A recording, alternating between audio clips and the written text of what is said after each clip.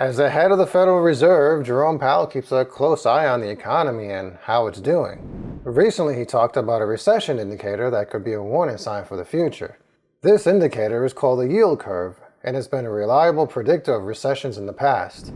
So we have to keep a watchful eye on this indicator to see if it's pointing towards a possible recession in the future. The economy can be like a roller coaster with ups and downs. The Federal Reserve tries to keep things on an even keel by adjusting interest rates, which can affect how much it costs to borrow money. When interest rates go up, it can make borrowing money more expensive, which can slow down the economy. Conversely, when interest rates go down, it can encourage people to spend and invest, which helps to grow the economy. In actuality, even though we're living through the pain of inflation at the moment, we're likely to see inflation go down based on a few indicators. If we look at company earnings and the company's forecast for hiring, what business owners are doing in regards to hiring, the availability of labor, how many remote jobs there are out there, they're actually dwindling. How many opportunities are there for getting jobs at tech companies? Very few. How much competition is there for tech jobs? It's absolutely massive.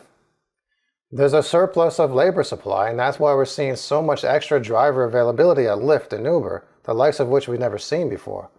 And it's leading to a reduction of earnings for companies like Uber because you have no more peak pricing because there's no peak. The availability of labor supply that we're seeing is unreal, and in fact, it's deflationary.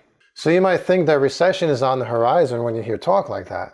But when it comes to this bank situation, the Fed reversed their alleged quantitative tightening by adding some $200 billion back into its balance sheet, erasing all that trimming over the last 6 months and adding fuel to the fire for more inflationary assets in the future.